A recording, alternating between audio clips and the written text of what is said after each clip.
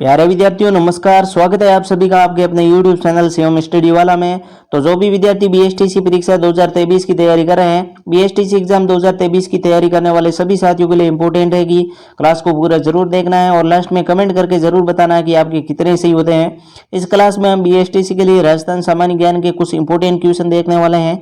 ठीक है, क्लास को पूरा देखना और लास्ट में कमेंट करना कि आपके कितने सही होते हैं और आपको मालूम पड़ेगा कि आपकी कितनी तैयारी है और कितनी बाकी है और आपका सिलेक्शन होगा कि नहीं, इस क्लास से आपको पता चल जाएगा।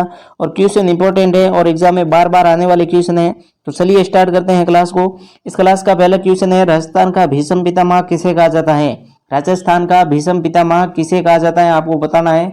ठीक है, राजस्थान का भीष्म पितामह किसे कहा जाता है, बताओ दोस्तों, जल्दी जल्दी कमेंट करके बताओ। राजस्थान का भीष्म पितामह किसे कहता है? और ये थर्ड ग्रेड 2023 में, ध्यान रखना, थर्ड ग्रेड 2023 में आपको पूछा गया है, इसलिए आपको बताना है राजस्थान का भीष्म पितामह किसे कहा जाता है। इसका जो राइट आंसर है वो है कुंवर सुंडा, ध्यान रखना। ठीक है, कुंवर सुंडा, जिसने सी ऑप्शन किया उसका राइट है। नेक्स्ट क्वेश्चन देखते हैं, गिद्दड़ नृत्य का संबंध किस स्थान से है? गिद्दड़ नृत्य का संबंध किस स्थान से है, बताओ जल्दी जल्दी कमेंट करके बताओ दोस्तों। गिद्दड़ नृत्य का संबंध किस जिले से है, मतलब किस स्थान से है गिद्दड़ नृत्य का संबंध, आपको बताना है। इसका जो राइट आंसर है शेखावटी, ध्यान रखना, क्या है? शेखावटी, जिसने सी ऑप्शन किया उसका राइट है। नेक्स्ट क्वेश्चन देखते हैं, पूर्ण राजस्थान में बहने वाली सबसे लंबी नदी का नाम क्या है? पूर्ण राजस्थान में बहने वाली सबसे लंबी नदी का नाम क्या है? तो इसका जो राइट आंसर है वो बी है, जिसने बी किया उसका राइट है। दोस्तों आपको करना क्या है, मैं आपके लिए इतने इंपॉर्टेंट क्वेश्चन लेकर आ रहा हूँ, तो आपको सिर्फ एक ही काम करना है, चैनल को सब्सक्राइब करना है, वीडियो को लाइक करना है एंड अपने 5 विद्यार्थियों को, ठीक है, 5 विद्यार्थियों को कम से कम शेयर करना है। ठीक है, जो विद्यार्थी बीएसटीसी या अदर कोई कंपटीशन की एग्जाम की तैयारी कर रहे हैं उनके साथ ये शेयर करना है, ध्यान रखना। नेक्स्ट क्वेश्चन देखते हैं, बाण माता किस राज परिवार की कुल देवी है? बाण माता किस राज परिवार की कुल देवी है, बताओ जल्दी जल्दी कमेंट करके बताओ। इसका जो राइट आंसर है वो सी है, ध्यान रखना, सी है। ठीक है, नेक्स्ट क्वेश्चन देखते हैं, दादूपंत का प्रमुख केंद्र है, दादूपंत का प्रमुख केंद्र है अजमेर, पीपासर, भीनवाल या नारायणा? इसका जो राइट आंसर है नारायणा। तो नारायणा कहाँ है दोस्तों? ये जयपुर के अंदर है, ध्यान रखना। ठीक है, जयपुर के अंदर नारायणा है। नेक्स्ट क्वेश्चन देखते हैं, बांसवाड़ा का मानगढ़ धाम किस समुदाय से संबंधित है? जो बांसवाड़ा का मानगढ़ धाम है वो किस समुदाय से संबंधित है, बताओ जल्दी जल्दी कमेंट करो। तो इसका जो राइट आंसर है बी है, जिसने बी बताया उसका राइट है। नेक्स्ट क्वेश्चन देखते हैं, राजस्थान भाषा कहलाती है मेवाड़ी, मारवाड़ी, ढूंढाड़ी या मेवाती? ये तो सबको आना चाहिए दोस्तों, बहुत सरल क्वेश्चन है और ऐसे ही सरल क्वेश्चन सकते हैं, ध्यान रखना, ये 100% सब सकता है, आपको थोड़ा ध्यान रखना है। नेक्स्ट क्वेश्चन देखते हैं, राजस्थान राज्य की सबसे लंबी नदी कौन सी है? तो राजस्थान राज्य की सबसे लंबी नदी कौन सी है जो पूर्णतः राजस्थान में बहती है? कौन सी नदी है, बताओ जल्दी जल्दी दोस्तों। इसका जो राइट आंसर है वो है बनास नदी, ध्यान रखना। ठीक है, पूर्णतः सबसे लंबी नदी बनास नहीं, संबल नदी है। ठीक है, संबल नदी है, ध्यान रखना। नेक्स्ट क्वेश्चन देखते हैं, राजस्थान में किस नदी को मृत नदी के नाम से जाना जाता है? ऐसी कौन सी नदी है जिसे मृत नदी कहते हैं? ये घग्गर नदी है, ध्यान रखना, घग्गर नदी, जिसे क्या कहते हैं? सरस्वती नदी भी कहते हैं, मृत नदी भी कहते हैं, थोड़ा ध्यान रखना। नेक्स्ट क्वेश्चन देखते हैं, राजस्थान में प्राचीन काल में कौन सी नदी प्रवाहित होती थी? राजस्थान में जो प्राचीन काल में कौन सी नदी प्रवाहित होती थी? संबल नदी, सरस्वती नदी, सिंधु नदी या सतलज नदी? इसका जो राइट आंसर है वो ए नंबर है। ठीक है, 1 नंबर राइट है, जिसने ए किया इसका राइट है। इसे और क्या कहते हैं, मैंने पिछले वाले क्वेश्चन में भी बताया है, इसे और कहते हैं घग्गर नदी, ध्यान रखना, क्या कहते हैं? घग्गर नदी। नेक्स्ट क्वेश्चन देखते हैं, राजस्थान के किस जिले में माधव सागर बांध है? कोटा, दौसा, टोंक, बाड़मेर? राजस्थान के किस जिले में माधव सागर बांध स्थित है? कोटा में है, दौसा में है, टोंक में है या बाड़मेर में?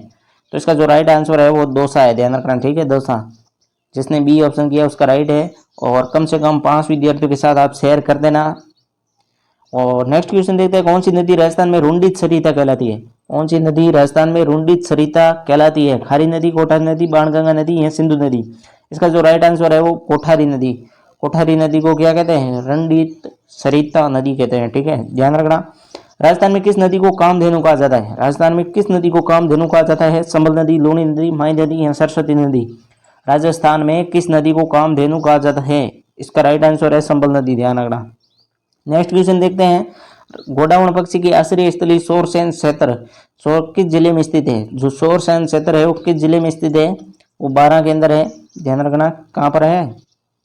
12 के अंदर है, डी ऑप्शन राइट है, जिसने डी किया उसका राइट है। नेक्स्ट क्वेश्चन देखते हैं, राजस्थान को पश्चिमी रेगिस्तान को 2 समान भागों में बांटती है, कौन सी सेंटीमीटर रेखा जो राजस्थान को पश्चिमी रेगिस्तान को दो समान भागों में बांटती है? इसका जो राइट आंसर है वो है 25 सेंटीमीटर। ए ऑप्शन राइट, जिसने ए किया उसका राइट है।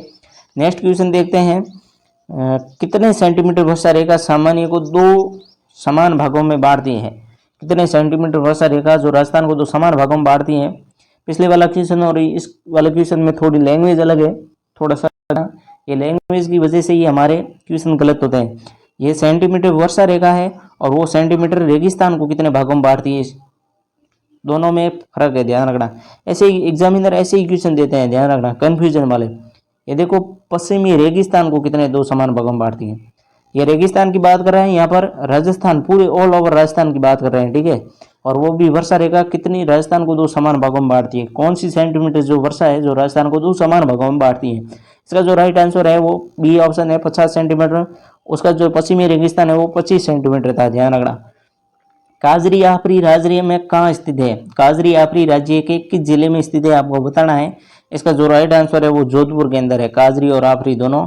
नेक्स्ट क्वेश्चन देखते हैं, सेम की समस्या से सर्वाधिक प्रभावित जिला कौन सा है? जो एक सेम की समस्या है उसके सर्वाधिक प्रभावित जिला कौन सा है? इसका राइट आंसर हनुमानगढ़ है, ठीक है। और किसकी वजह से? मेन वजह है नर्मदा नहर। नर्मदा नहर की वजह से अत्यधिक सिंचाई के कारण ये सेम की समस्या का उत्पन्न हुई है।